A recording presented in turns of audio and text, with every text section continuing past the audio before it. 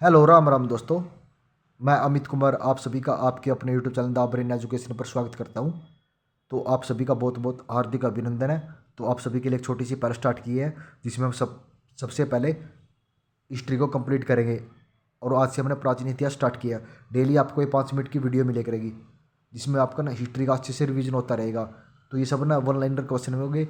और यह वीडियो उस बंदे के लिए इंपॉर्टेंट है जो पहले हिस्ट्री को पढ़ चुका है, समझ चुका है। सिर्फ एक रिवीजन क्लास है। इससे आपका ना हिस्ट्री में आपका टचिंग सी रह जाएगी। इससे आपको पता लगता रहेगा हाँ ये भी हिस्ट्री का क्वेश्चन है।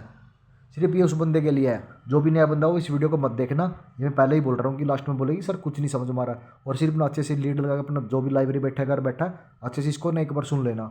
सिर्फ ये 5 मिनट की वीडियो होगी, इससे ज़्यादा वीडियो नहीं बनाएंगे क्योंकि भाई हमें पता है आपका टाइम बहुत ज़्यादा इंपॉर्टेंट है। तो चलो अपनी क्लास की शुरुआत करते हैं। आज आपका पहला क्वेश्चन है तांबे का पहली बार उपयोग किया गया। तो तांबे का सबसे पहली बार उपयोग किया गया था ताम्रपाषाण युग में किया गया था।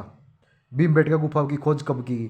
तो भीमबेटका गुफा की खोज 1957-58 में की गई थी। भीमबेटका शिलान्यास प्रसिद्ध है तो किसके लिए प्रसिद्ध है? भारतीय उपमहाद्वीप पर मानव जीवन के प्राचीनतम चिन्हों की वजह से प्रसिद्ध है। भारत में पाषाण कालीन शिला चित्रकला पाई गई थी। कहाँ पे पाई गई थी? भीमबेटका में पाई गई थी। और ये सब ना प्रीवियस ईयर क्वेश्चन पूछे गए हैं जो कि पिछली परीक्षा में पूछे गए, जैसे यूपीएससी, आरआरबी, एसएससी, एचएससी, कोई भी अन्य एग्जाम उसमें पूछे गए सब क्वेश्चन है। आपका नेक्स्ट क्वेश्चन है मानव गतिविधियाँ एवं सभ्यता के प्राक ऐतिहासिक काल का कालक्रम क्या था? तो सबसे पहले पूर्व पाषाण काल था, फिर मध्य पाषाण काल था और फिर नवपाषाण काल था।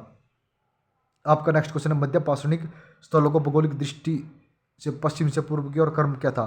तो मैदत था, लेखिया था, पैसरा था और बीरबानपुर थे। वह स्थल जहाँ से प्राचीनतम स्थायी जीवन के प्राण मिले, स्थायी जीवन के प्राण मेरगढ़ से प्राप्त हुए थे। गंगा घाटी मैदान की खेती का प्राचीनतम प्रमाण मिला था, कहाँ से मिला था? लूरादेव से मिला था। मध्य पाषाणिक सतल में पशुपालन की शक्तियाँ उपलब्ध है, कहाँ से है?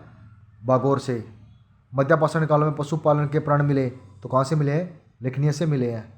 मध्य पाषाणिक प्रसंग में पशुपालन के प्राण मिले कहाँ से मिले हैं? तो ये आदमगढ़ से मिले हैं। आपका नेक्स्ट क्वेश्चन है कि उत्खनित प्रमाणों के अनुसार पशुपालन प्रारंभ हुआ था। तो पशुपालन कहाँ से प्रारंभ हुआ था? तो ये मध्य पाषाण युग से प्रारंभ हुआ था, यह काल से। मित्रात्रिक नवपाषाणिक सतर प्रकाश में आया था तो गुप्तराल में आया था। खाद्यान्नों की कृषि सर्वप्रथम प्रारंभ हुई थी तो खाद्यान्नों की कृषि नवपाषाण काल में प्रारंभ हुई थी। नवपाषाण काल में गृह निवासियों के अवशेष मिले, ब्रिजोम और गुफर काल से मिले हैं। राख का टीला नवपाषाणी स्थल से संबंधित है, कहाँ से है? संगम कुल्लू से संबंधित है। भारतीय उपमहाद्वीप में धान की खेती के प्राचीन शिक्षा प्राप्त हुए, कहाँ से हुए हैं? विंध्य क्षेत्र से प्राप्त हुए हैं। मानव द्वारा सर्वप्रथम प्रयुक्त अनाज कौन सा था? जौ था। ये भी इंपॉर्टेंट क्वेश्चन है। वस्त्रों के लिए कपास की खेती का प्रारंभ सबसे पहले किया गया तो भारत में किया गया।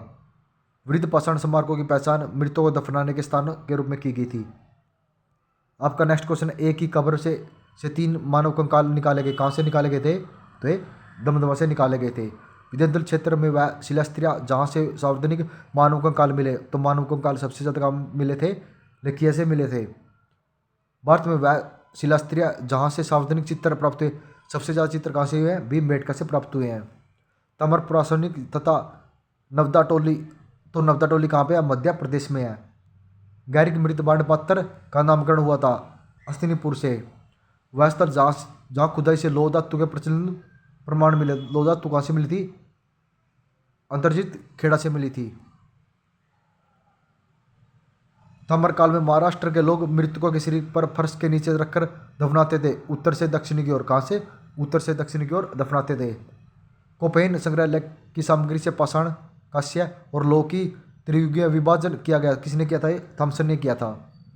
भारत में प्रथम पर पूर्व पाषाणिक उपकरण की खोज करने वाला रॉबर्ट ब्रूस फुट थे तो एक भूगर्भ वैज्ञानिक थे। ताम्र पाषाणिक स्थल नवदा टोली का उत्खनन किया गया तो नवदा टोली का उत्खनन एच.डी. सकलिया ने किया था। भीमबेटका की गुफा प्रसिद्ध है, चित्रशैली के लिए प्रसिद्ध है, किसके लिए? चित्रशैली के लिए प्रसिद्ध है। तो धन्यवाद दोस्तों। बताना कि आप सभी आपको ये क्वेश्चन कैसे लगे। अगर आपको अच्छे लग रहे हैं तो भाई कमेंट कर देना नेक्स्ट पार्ट के लिए, नहीं तो हम नेक्स्ट पार्ट नहीं बनाएंगे।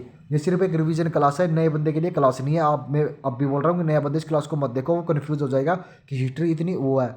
तो ये सिर्फ उसके लिए है जिन्हें एक रिवीजन करना है। अगर आपको 5 मिनट में 30 से 40 क्वेश्चनों का रिवीजन हो रहा है ना, आपके लिए बहुत ही महत्वपूर्ण है। ना ही हम आपका टाइम वेस्ट कर रहे, सिर्फ आपसे 5 मिनट मांग रहे हैं कि 5 मिनट दो, ये वीडियो देखो और चले जाओ।